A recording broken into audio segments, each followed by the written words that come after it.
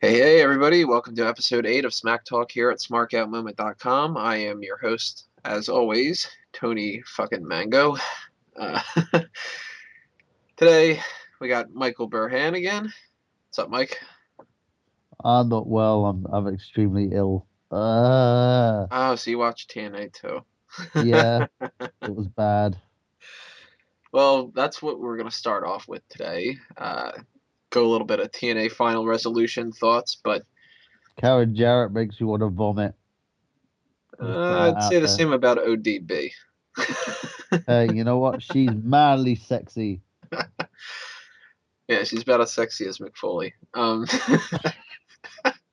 love you, Mick. I would have been one night with ODB, one night in the bathroom. Well, before we get into all that, I just want to remind everybody that even though there's a little bit of a lapse in posting on my part, the best and worst of 2011 awards are still going on. I will be updating them very soon. I kind of ran into a snag for a little bit there and uh, delayed a little bit like that. But Trek, Because he saw some new modeling photos of Sunny and I wish. decided to put everything else down and just masturbate for the whole day. I wish. So Tony, you coming out of that room? No! double check maybe tomorrow, depending on when this actually uploads, which is depending on YouTube. Last time it took quite a while. This And time, check his hopefully not as browser long. history, people. Trust And me. I might be posting up the best of the ring skills. I'm not too sure what I'm going to do yet, but something that's going to be up eventually. So everybody double check, text me in some kind of fashion your choices, and I'll be hopefully filming the video soon and get a little Christmas present there. Well, we did the past couple of weeks. We did a little Ask Him. You got a little question? Make Yes, me I redeem do. myself for last week. We're currently 1-1, people, if you're keeping score. You have to excuse me 'cause I'm a bit groggy because I'm. One sec. Excuse me. Okay. The Ask Me today is an ECW Ask Me. I got to tell you, this is going to be 1 and 2. She went from main eventing with a well known wrestler in WCW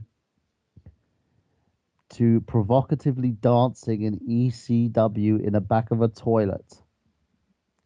Who is she? Back of a toilet. Oh, Her damn. name rhymes with a well known wrestler. There goes the Francine guess. Oh, what was the name of that one girl? Uh, She once tagged with Molly Holly. now you're talking about when I was watching it. I'm 1 and 2. What is it? Gorgeous George. Damn.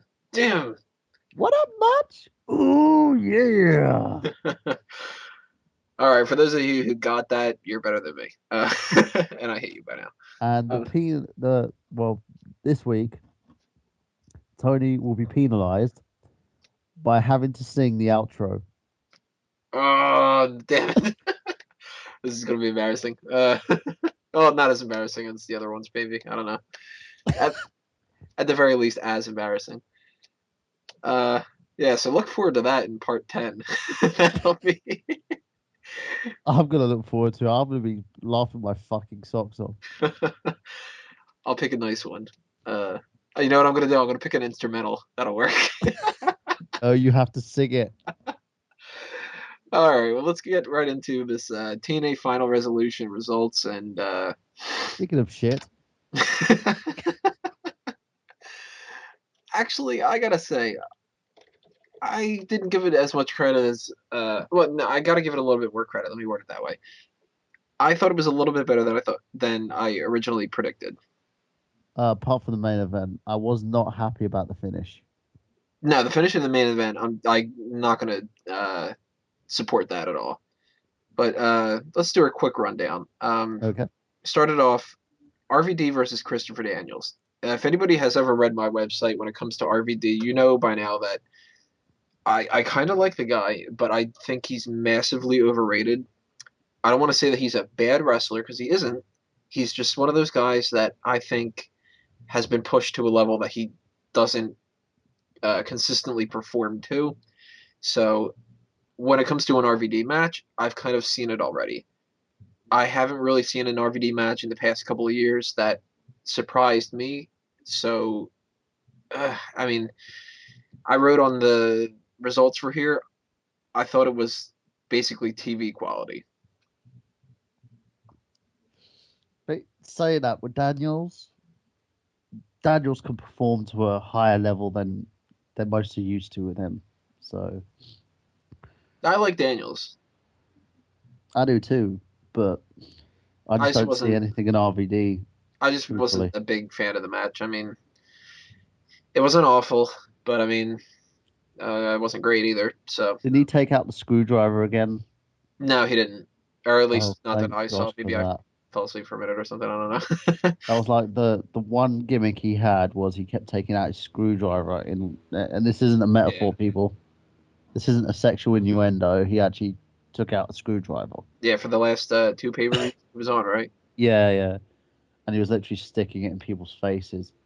Okay, again, not a sexual metaphor. Just telling people this. Let's see here. Then we had Robbie E defeating Eric Young. Snore. I thought it was better than the previous match, but I didn't really like the ending on that one either. It's an Eric Young match.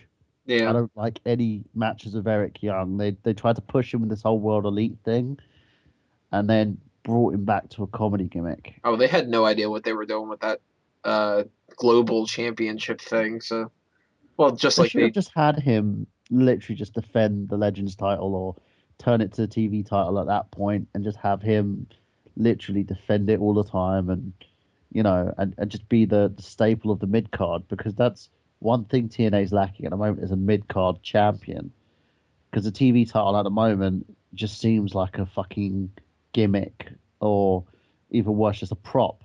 I've said many, many times, I think the idea of the Legends title was stupid as hell.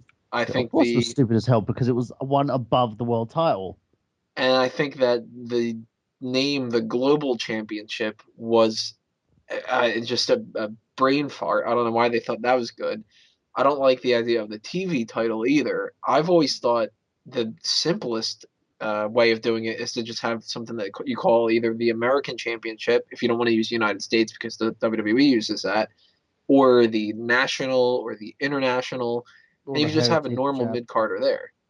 Or hell, just go through the whole thing and just call it the mid card championship. The fucking TNA fans might like that. I don't know. At the Or you end of know the what it'll day, be? They'll they call it the need the mid card mid card. championship, and then Bischoff will go, "Oh, the marks are going crazy. You know, Ah, the 10% are going nuts, but we won't listen to them, but we'll book right to them." You know. because I'm right because I listened to wrestlers and stole their ideas and became part of them. Well, then we had what was next? Next was the championship match, right? It was Yep, yes, it was.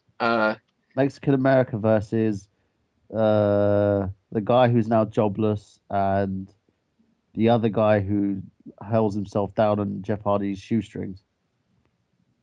Think you're talking about the wrong thing. Ink Crim- Ink, man. Ink Ink. no, Oh Crimson and no, it Matt. wasn't this time, was Yeah, it? Was It was Crimson and Matt it Morgan against versus the Devon and Pope and Devon. Elijah. Don't call me D'Angelo De Niro or the Pope Burke. Yes. Didn't like it. Sorry. Again, they were a tag team for a cup of coffee. They broke that up and decided to continue with a storyline that they've had going on for the last 8 months. It's the longest running storyline in TNA. Those two. Is it really right now? Yep, Huh. literally 8 months. Jeez. Elijah Burke and Devon. Devon saying he doesn't trust Burke. Burke molesting Devon's children. I mean, he's doing something with Devon's kids. Don't know Uh, what the fuck's going on there. Then we had what I considered actually the highlight of the whole pay-per-view. Now, I really liked this match, the X Division match between Austin Aries and Kid Cash. Austin Aries retaining his title. I liked that match a lot. Right. What I would suggest to anyone and everyone, if you don't know who Kid Cash is, you've been under a fucking rock, and you should just hold your heads in shame. Cash is literally one of the staples of TNA. When AJ was starting out, Cash brought him up to that sort of main event level. If you see their matches, they're fucking brutal. And this match was like not the exception at all. I think it was probably the match of the night, in my opinion. Definitely the match of the night. And that's because, both these guys can work and work their asses off. Cash with his very like sort of smash mouth, high flying style, and Aries with his sort of high risk, flamboyant style of wrestling, and it just works so well. These two could just go. If I had a whole pay per view with guys like Aries and Cash, I wouldn't have an issue Hmm. at all. I liked how they were doing a lot of different things in the match. Like they were playing up the heel versus heel tactics. They were like fucking around with each other. They were outdoing one another, but then they were also actually wrestling a normal match at the same time instead of just being gimmicky about it. So it was, I thought top to bottom, the whole match was great. Definitely the match of the night. Probably the best match I've seen out of TNA in a long, long, long, long time. And if anyone from TNA is watching this, because the WWE steals most of our ideas anyway, push Austin Aries to the moon, people. Yeah, I am a fan of Austin Aries. I gotta say that. The AEW, He's one of the few guys that I'm like, damn it, why didn't WWE pick him up? You know? I think it's mostly because of size, and he looks like a midget pimp at the moment. He's a CM Punk Jr. Exactly. Next we had Gail Kim defeating Mickey James. Not bad. Snore, I thought it wasn't that bad. piss break. Gail did better in that match, in the first minute of the match for the most part, than she did in her entire return from WWE. It's so much better with Gail in TNA than she was in WWE. It's Yeah, but the ridiculous. thing about it is, the match was not built up properly for me to care enough about it. Because if it's not booked properly, why should I give a shit? Yeah, but I mean, Most of it me, was just Karen Jarrett going around trying to make the knockouts wear thongs and bikinis with little to nothing on. I'm a fan of that. Yeah, I know you are. I'm a fan of it too if it's done properly, but it nothing built up that match to say, oh look, this is Gail, this is Mickey James, this is gonna happen. Do you give a fuck? Well, that bikini Nope. car wash segment is better than the entire Final Resolution pay per view. They should have just aired that instead. Yeah, I would have watched it. Uh, then we had James Storm defeating Kurt Angle, and I I didn't hate it. Uh, well, I don't want to say that I hated it. I didn't really like it. Because you got two guys who are injured on a fucking pay per view card. That's bullshit TNA booking. And literally having these guys go out there and promote a match that shouldn't have happened until they fucking healed up. Hmm. Angle's always tearing something, and Storm got a concussion because of a fucking house show match. I don't know what happened there, but it pisses me off. The pay per view should have been built around Storm versus Rude anyway, because that should have still been going on. That feud between these two guys, and they're trying to use Angle to propel Storm to the next level, which at the moment is not going to work because Storm can't capitalize on that. He's not 100% yet. And spoiler alert: anyone who watches TNA Impact are going to see Angle cut a crappy promo about going to Storm's hometown and beating everybody up like in a spaghetti western. Don't ask. Oh man, TNA. Then we had the steel cage match, Jeff against Jeff. Jeff won. I'm not gonna tell you who. Yeah. I'm gonna be a dick like that. Well, it's a dick move that they've actually promoted Jeff into the world title picture and then added that last minute stipulation of Jarrett's going to get fired on TNA Impact the next day. Well, I like Jeff in Ugh. this match, but I didn't like Jeff. I thought Jeff was better than Jeff in this one. Which one? The Jeff that fucking tagged with WCW or the Jeff that fucking watched a pay-per-view and ended up nearly killing the fucking company he worked for? Yes. So basically, they both sucked ass. But no, I thought it was a decent match. There were some parts of it that I enjoyed. I mean, there were some parts I didn't, but kind of give or take. When I judge TNA, I judge it slightly on a different level than WWE. I'm not harsher on it. I'm a little bit more uh, expecting it to be bad, and if something good happens, even if it's just on like a 6 out of 10 level, that it means that much more. To me, a 6 out of 10 in TNA is like an 8.5 out of 10 in WWE, as far as I'm concerned. So when it comes to a match like Jeff Hardy against Jeff Jarrett, I liked it enough that I consider it a good TNA match. It wasn't riddled with botches. It didn't have a completely ridiculous ending to it, and so give or take, I would say take. I'll watch it, that kind of a thing. If it were a WWE main event, I would probably be pissed. But for a TNA main event, or well, actually not necessarily main event, a Basically, secondary main he's event, happy with mediocrity. That's what he's saying. if TNA gives me a C plus, I'm adequately okay with it. It's like watching your little boy draw a squiggly line and call it a panda, and you're sitting there going, "Oh, that's a great drawing of a panda, Jimmy. That's brilliant." For anybody That's who's interested in TNA. that kind of a thing, Maddox, Maddox. Go to that guy's website, best page in the universe. Amazing stuff there about criticizing little kids' drawings. Uh, That's TNA. You just sit there and go, "Oh, nice try, TNA." Even though you're owned by a multi-billion-dollar company, and you have two of the biggest names in the industry in your fucking company, but still can't get past the 1.0. hmm. Well, then we had the main event, an Iron Man match, half of an Iron Man match, I guess you could say. AJ against Rude. Uh, I expected it to be better, and I hated the ending. There were parts in it I enjoyed. Overall, uh, completely outshined by the X Division title match to the point where I think even on my three high spots, I just have the X Division title match because it was so much better than everything else. For a main event, I was annoyed with this because I did not want to see, and this is, I think, one of those differences between WWE and TNA.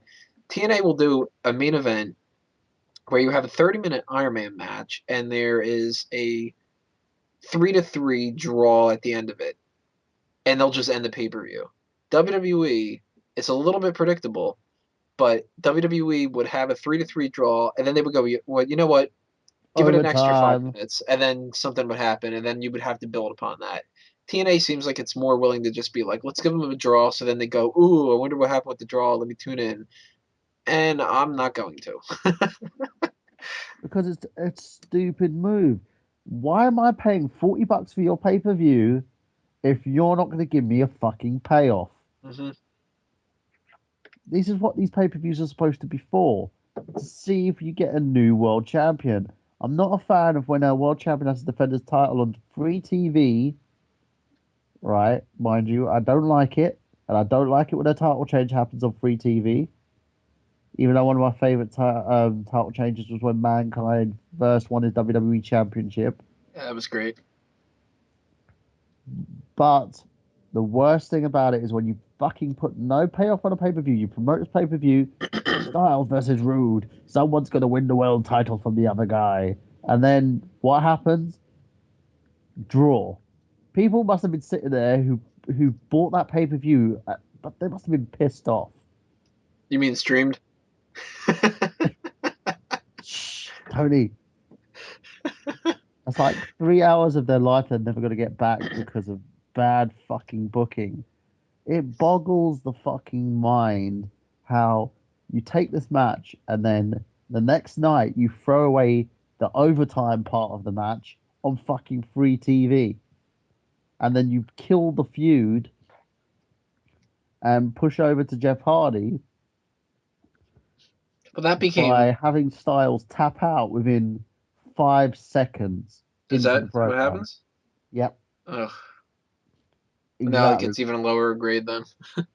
That's the reason why I don't like because you literally have to give a payoff. People want to see Rude get beaten. So what do? Let him win the match by some fucking heel tactic. Let him win. Let him cheat and win. Let him retain the title by any means. But don't fucking make it a draw and then destroy Styles the next night. It's ridiculous. Well, that does about all I'm up for talking about when it comes to TNA Final Resolution. Fuck you, Karen Jarrett. Go on. In part two, we're going to go a little bit more under results and reviews, but this time switching over to WWE, we're going to talk about the 2011 Slammy Awards. Stay tuned for that one. And Michael Cole. Ugh. Check part two out next.